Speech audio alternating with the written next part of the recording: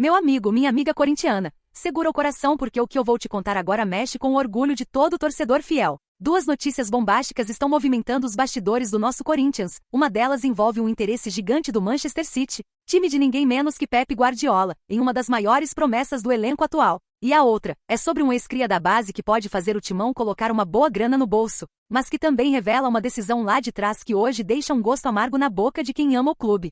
Sim, fiel, tem movimentação pesada nos bastidores, tem jogador valorizando no mercado, tem olheiro da Europa de olho nas nossas promessas e tem até chance do Corinthians faturar milhões sem nem precisar vender ninguém. É muita coisa acontecendo ao mesmo tempo, e eu vou te contar tudo com detalhes agora. Então já faz o seguinte, se você é um torcedor fiel de verdade, já se inscreve aqui no canal, deixa o like, ativa o sininho para não perder nada e fica comigo até o final. Porque eu quero saber sua opinião sobre tudo isso, especialmente sobre essa decisão que pode ter custado mais de 100 milhões ao Timão. Vamos começar pelo garoto que tá chamando a atenção do mundo inteiro, Breno Bidon. O moleque tá jogando muita bola, e isso não passou despercebido nem pelos gigantes da Europa. Segundo informações que apurei e que também circulam nos bastidores da Neoquímica Arena, o Manchester City de Guardiola entrou na jogada para saber mais sobre o meia de apenas 20 anos. E olha que não foi só o City não. O PSV da Holanda também já havia demonstrado interesse e até sondado valores. Além deles, clubes ingleses como o Manchester United e o Wolverhampton, que tem o ex-técnico do Timão, Vitor Pereira no comando, também procuraram o staff do jogador.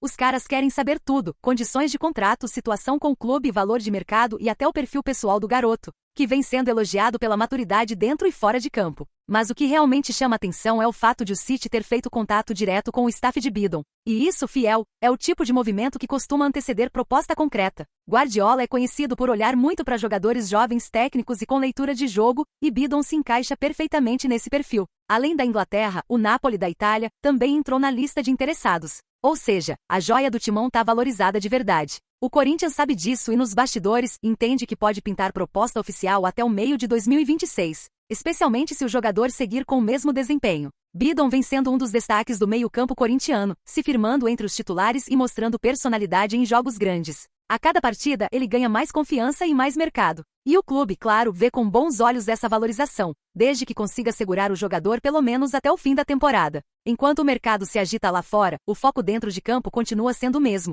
O clássico contra o Santos, que acontece na próxima quarta-feira, 15 na Vila Belmiro, pela 28ª rodada do Brasileirão Betano. É jogo grande, jogo de tradição, e que pode significar muito mais do que 3 pontos. Hoje, o Timão ocupa a 12ª posição com 33 pontos, e uma vitória fora de casa pode recolocar o time na briga direta por uma vaga na Libertadores. Dorival Júnior sabe da importância desse confronto e vem preparando o elenco com tudo, inclusive contando com o bom momento de Bidon e da molecada da base, que têm sido fundamentais para dar gás ao time. Além do Brasileirão, o Corinthians também segue firme na Copa Betano do Brasil, onde vai enfrentar o Cruzeiro na semifinal em dezembro. E aí, fiel, o papo é sério. A chance de título é real. A diretoria, inclusive, tem evitado ao máximo liberar qualquer jogador antes do fim dessas competições. A ideia é manter o elenco forte e concentrado para tentar fechar o ano com taça. Mas enquanto um cria da base valoriza aqui, outro lá fora tá movimentando milhões, e de quebra pode render um trocado pro clube. Tô falando do meia Pedro, que hoje brilha no Zenit da Rússia, e está muito próximo de se transferir pro Al-Ahly da Arábia Saudita,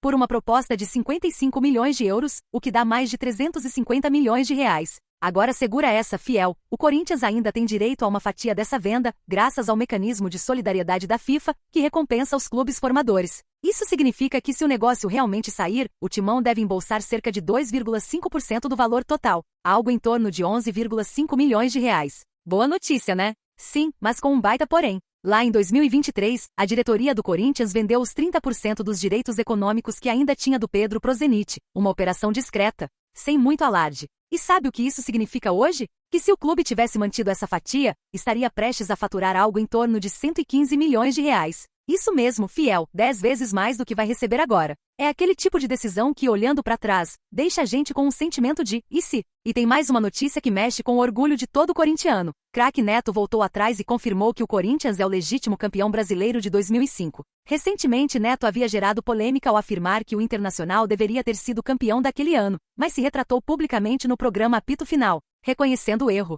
Eu cometi um equívoco monstruoso e quando erro tenho a humildade de me retratar. Eu realmente me equivoquei. Eu sempre achei que o Internacional ganharia o título naquele jogo, e não é assim. É o Corinthians o verdadeiro campeão, declarou Neto. Ele explicou que a confusão envolvia a expulsão polêmica de Tinga e os escândalos de arbitragem com Edilson Pereira de Carvalho, que culminaram na anulação de 11 jogos. Mesmo que o Internacional tivesse vencido alguns confrontos, não teria acumulado pontos suficientes para levar o título, que ficou com o Timão com 81 pontos, 3 à frente do Colorado.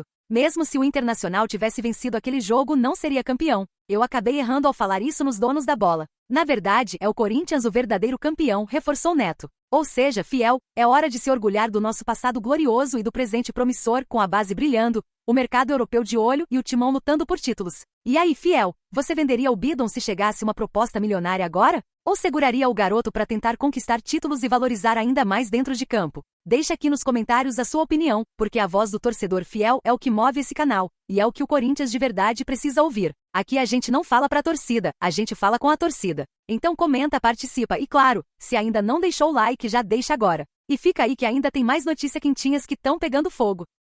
E se a primeira parte da nossa conversa mostrou o Corinthians valorizando suas joias dentro e fora de campo, segura agora, Fiel, porque essa parte tem um misto de alívio, preocupação e expectativa. Tudo gira em torno do nosso camisa 10, Memphis Depay, que tá vivendo uma montanha-russa de emoções, entre brilhar pela seleção holandesa e lidar com uma lesão que insiste em não dar trégua. Pois é, torcedor, o Memphis segue sendo notícia, mas dessa vez o destaque vem acompanhado de um desabafo daqueles. Durante a data FIFA, o cara simplesmente entrou para a história da Holanda, se tornando um dos maiores artilheiros da seleção, à frente de nomes lendários como Cruyff, Van Basten e Bergkamp. E não foi à toa, na goleada por 4-0 sobre a Finlândia, o nosso camisa 10 marcou um golaço e deu 2 assistências, jogando demais. Mas aí veio o balde de água fria. Logo depois da partida, o Memphis publicou um story no Instagram mostrando o tratamento que vem fazendo na coxa, e desabafou de forma sincera, recuperando, porque essa M não para. Uma frase curta, mas que diz tudo.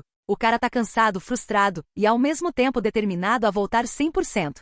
E o mais simbólico é que ele fez esse post enquanto comia, com aquele semblante de quem tá tentando seguir a rotina, mas visivelmente irritado com a situação.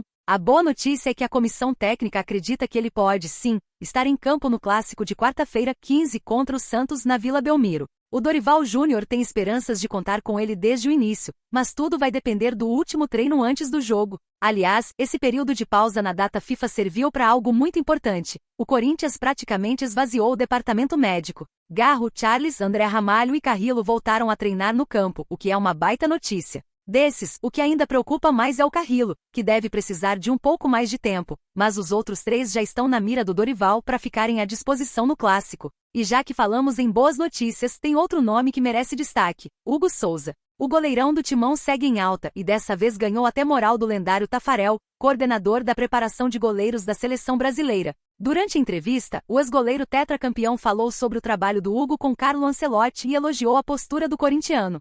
O Hugo está muito preparado e vem trabalhando bastante na seleção e no seu clube. Ele chega com entusiasmo, e isso é o que a gente quer. Jogadores com vontade e cabeça forte. Olha o peso dessa fala, Fiel. Tafarel elogiando o goleiro do Corinthians.